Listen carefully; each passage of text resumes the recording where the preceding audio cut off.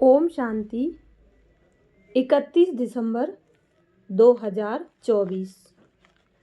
प्रातः मुरली बाप दादा मधुबन।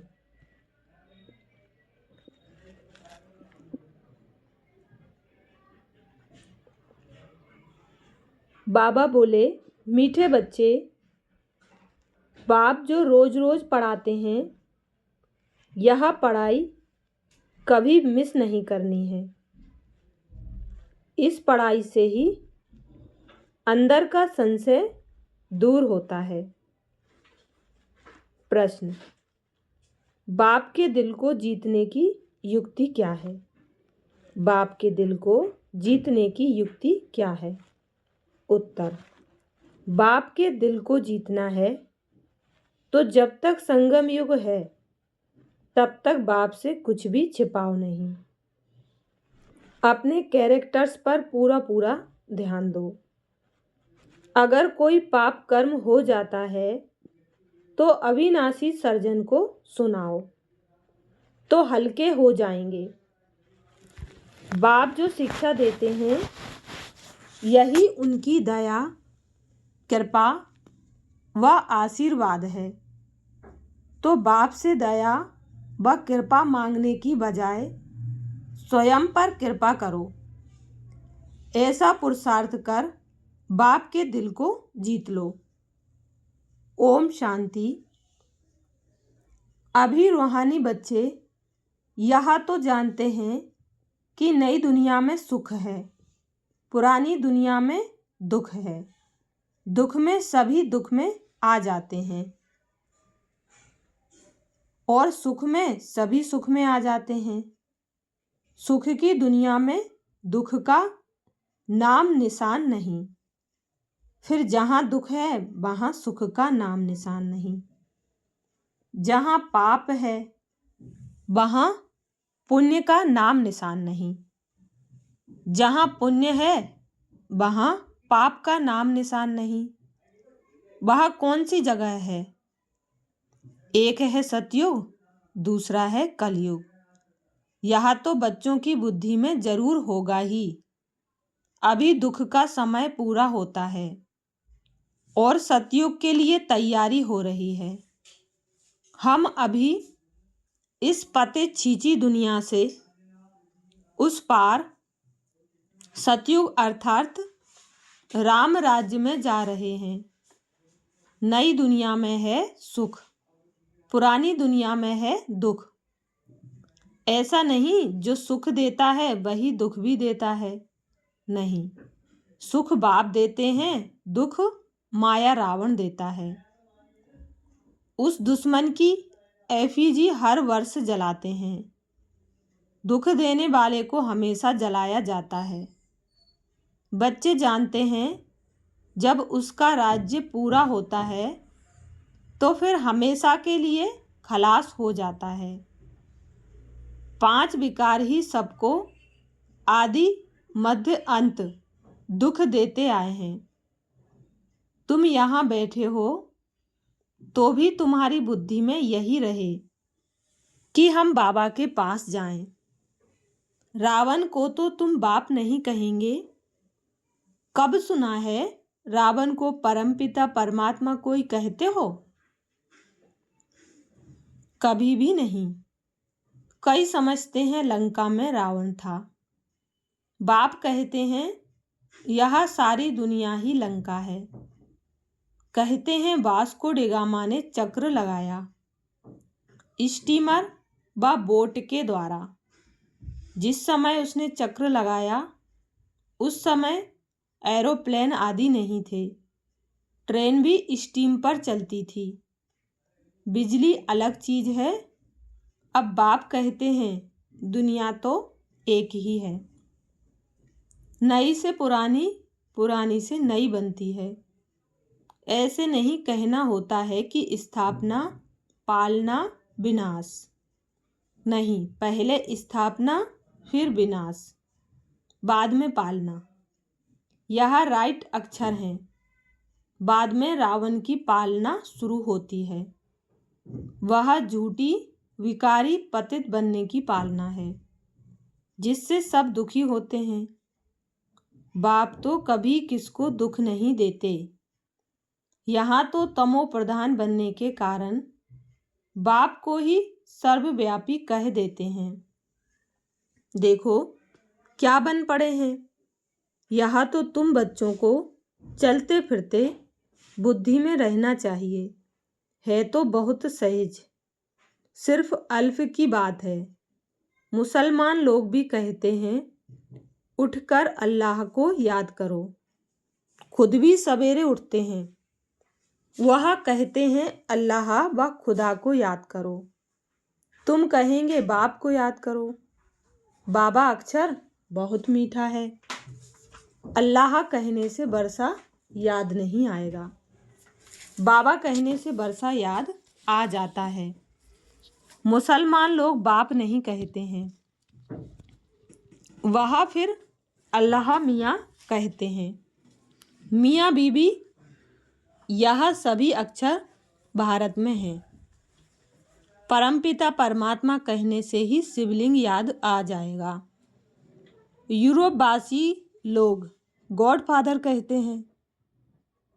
भारत में तो पत्थर बित्तर को भी भगवान समझ लेते हैं।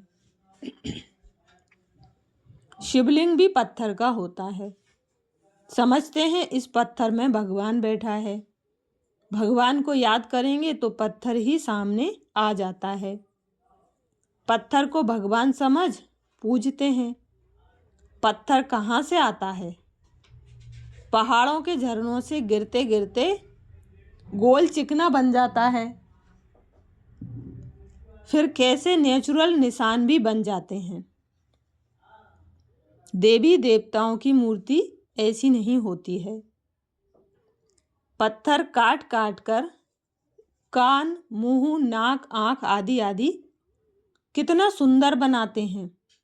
खर्चा बहुत करते हैं। शिव बाबा की मूर्ति पर कोई खर्चे आदि की बात नहीं। अभी तुम बच्चे समझते हो हम सो देवी देवता चैतन्य में खुद बन रहे हैं। चैतन्य में होंगे तब पूजा आदि नहीं होगी। जब पत्थर बुद्धि बनते हैं तब पत्थर की पूजा करते हैं। चैतन्य हैं तो पूज्य हैं, फिर पुजारी बन जाते हैं। वहाँ ना कोई पुजारी होते, ना ही कोई पत्थर की मूर्ति होती। दरकार ही नहीं। जो चैतन्य थे उनकी निशानी यादगार के लिए पत्थरों की रखते हैं। अभी इन देवताओं की कहानी का तुमको मालूम पड़ गया है कि इन देवताओं की जीवन कहानी क्या थी। फिर से वही रिपीट होती है। आगे यह ज्ञान चक्षु नहीं था तो जैसे पत्थर बुद्धि थे। अभी बाप द्वारा जो ज्ञान मिला है, ज्ञान एक ही है परंतु उठाने वाले नंबरवार हैं। तुम्हारी रुद्रमाला भी इस धारणा के अनुसार ही बनती है। एक है रुद्रमाला, दूसरी है रुंडमाला।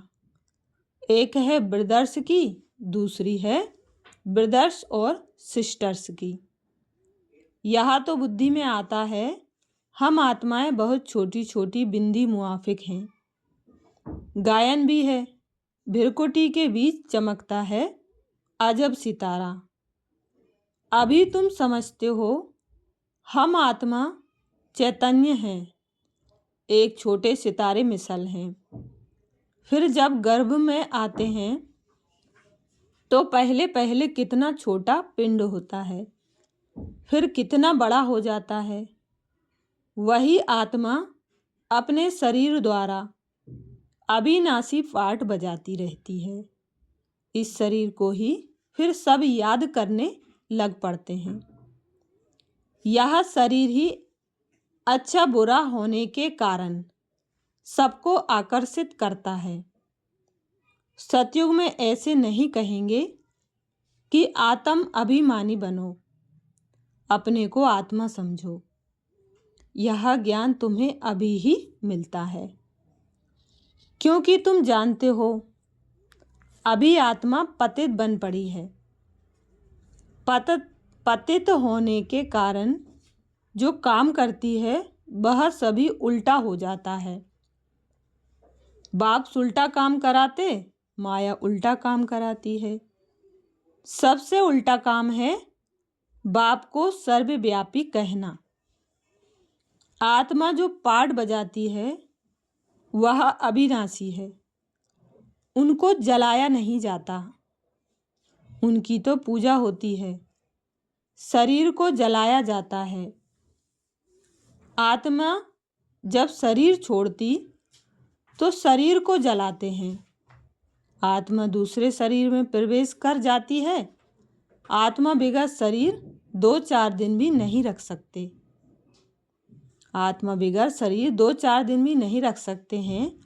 कई तो फिर शरीर में दवाइयाँ आदि लगाकर रख भी लेते हैं, परंतु फायदा क्या। क्रिश्चियन का एक सेंट जेवियर है, कहते हैं उसका शरीर अभी भी रखा हुआ है। उनका भी जैसे मंदिर बना हुआ है। किसको दिखाते नहीं हैं, सिर्फ उनके पांव दिखाते हैं।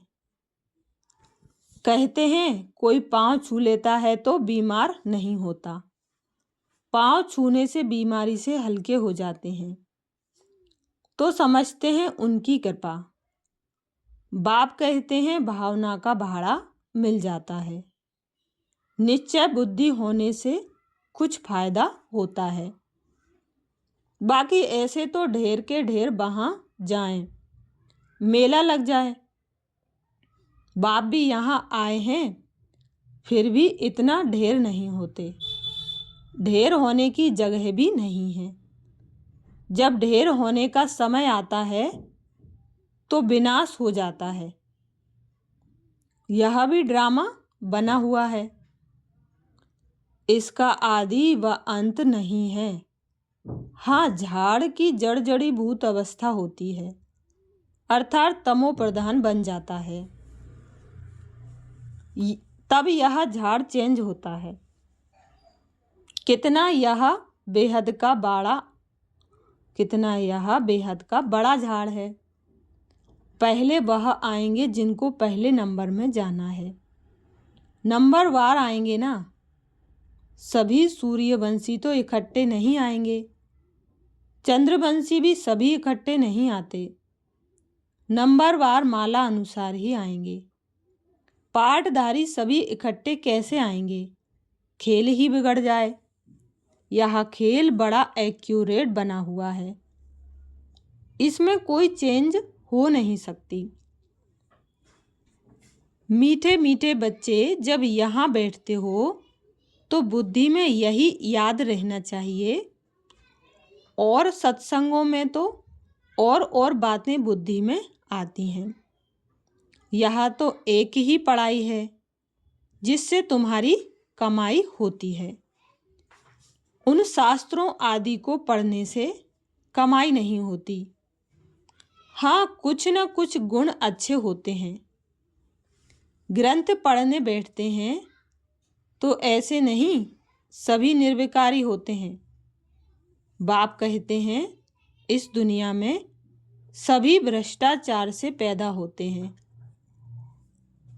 तुम बच्चों से कई पूछते हैं वहाँ जन्म कैसे होगा? बोलो, वहाँ तो 5 विकार ही नहीं, योग बल से बच्चे पैदा होते हैं। पहले ही साक्षात्कार होता है कि बच्चा आने वाला है। वहाँ विकार की बात नहीं। यहाँ तो बच्चों को भी माया गिरा देती है। कोई कोई तो बाप को आकर सुनाते भी हैं। सुनाएंगे नहीं तो 100 गुना दंड पड़ जाएगा। बाप तो सभी बच्चों को कहते हैं कि कोई भी पाप कर्म हो जाता है तो बाप को झट बताना चाहिए। बाप अविनाशी वैद्य है। सर्जन को सुनाने से तुम हल्के हो जाएंगे। जब तक संगम युग है तब तक बाप से कुछ छिपाना नहीं है। कोई छिपाते हैं तो बाप के दिल को जीत नहीं सकते। सारा मदार पुरुषार्थ पर है। स्कूल में आएंगे ही नहीं तो कैरेक्टर कैसे सुधरेंगे? इस समय सबके कैरेक्टर्स खराब हैं। विकार ही पहले नंबर का खराब कैरेक्टर्स है। इसलिए बाप कहते हैं, बच्चों, काम विकार तुम्हारा महाशत्रु है। आगे भी यह गीता का ज्ञान सुना था तो यह सभी बातें समझ में नहीं आती थीं। जब बाप डायरेक्ट गीता सुनाते हैं, अब बाप डायरेक्ट गीता सुनाते हैं। अभी बाप ने तुम बच्चों को दिव्य बुद्धि दी है तो भक्ति का नाम सुनते हंसी आती है कि क्या क्या करते थे। अभी तो बाप शिक्षा देते हैं। इसमें दया, कृपा व आशीर्वाद की बात होती नहीं। खुद पर ही दया, कृपा व आशीर्वाद करनी है। बाप तो हर बच्चे को पुरुषार्थ कराते हैं। कोई तो पुरुषार्थ कर बाप के दिल को जीत लेते हैं। कोई तो पुरुषार्थ करते करते मर भी पड़ते हैं। बाप तो हर बच्चे को एक जैसा ही पढ़ाते हैं। फिर कोई समय ऐसी गुह्य बातें निकलती हैं जो पुराना संशय ही उड़ जाता है। फिर खड़े हो जाते हैं। इसलिए बाबा की पढ़ाई कभी मिस नहीं करनी चाहिए। मुख्य है बाप की याद। दैवी गुण भी धारण करने हैं। कोई कुछ छीछी बोले तो सुना अनसुना कर देना चाहिए। Hear no evil. ऊंच पद पाना है तो मान अपमान, दुख सुख, हार जीत सब सहन जरूर करना है। बाप कितनी युक्तियां बतलाते हैं, फिर भी बच्चे बाप का भी सुना अनसुना कर देते हैं। तो वह क्या पद पाएंगे? बाप कहते हैं, जब तक अशरीरी नहीं बने हैं तब तक माया की कुछ न कुछ चोट लगती रहेगी। बाप का कहना नहीं मानते तो बाप का डिसरिगार्ड करते हैं। फिर भी बाप कहते हैं, बच्चे सदा जीते जागते रहो और बाप को याद कर ऊंच पद पाओ। अच्छा, मीठे मीठे सिकीलदे बच्चों प्रति माता पिता बाप दादा का याद प्यार और गुड मॉर्निंग। रूहानी बाप की रूहानी बच्चों को नमस्ते। हम रूहानी बच्चों की रूहानी माता पिता बाप दादा को याद प्यार, गुड मॉर्निंग और नमस्ते। धारणा के लिए मुख्य सार। पहली पॉइंट, कोई भी उल्टी सुल्टी बातें करे तो सुना अनसुना कर देना है। Hear no evil. दुख सुख, मान अपमान सब कुछ सहन करना है। दूसरी पॉइंट है, बाप जो सुनाते हैं उसे कभी सुना अनसुना कर बाप का डिसरिगार्ड नहीं करना है। माया की चोट से बचने के लिए अशरीरी रहने का अभ्यास जरूर करना है। वरदान दिया बाबा ने, बाप समान रहमदिल बन, सबको क्षमा कर, स्नेह देने वाले मास्टर दाता भाव। बाप समान रहमदिल बन, सबको क्षमा कर, स्नेह देने वाले मास्टर दाता भाव। डिटेल है, जैसे बाप को रहमदिल मर्सीफुल कहते हैं, ऐसे आप बच्चे भी मास्टर रहमदिल हो। जो रहमदिल हैं वही कल्याण कर सकते हैं। अकल्याण करने वाले को भी क्षमा कर सकते हैं। वह मास्टर स्नेह के सागर होते हैं। उनके पास स्नेह के बिना और कुछ है ही नहीं। वर्तमान समय संपत्ति से भी ज़्यादा स्नेह की आवश्यकता है। इसलिए मास्टर दाता बन सबको स्नेह देते चलो, कोई भी खाली हाथ ना जाए। स्लोगन है, तीव्र पुरुषार्थी बनने की चाह ना हो तो जहाँ चाह है वहाँ राह मिल जाएगी। तीव्र पुरुषार्थी बनने की चाह ना हो तो जहाँ चाह है वहाँ राह मिल जाएगी। अच्छा, शुक्रिया बाबा, शुक्रिया आप सभी का। ओम शांति।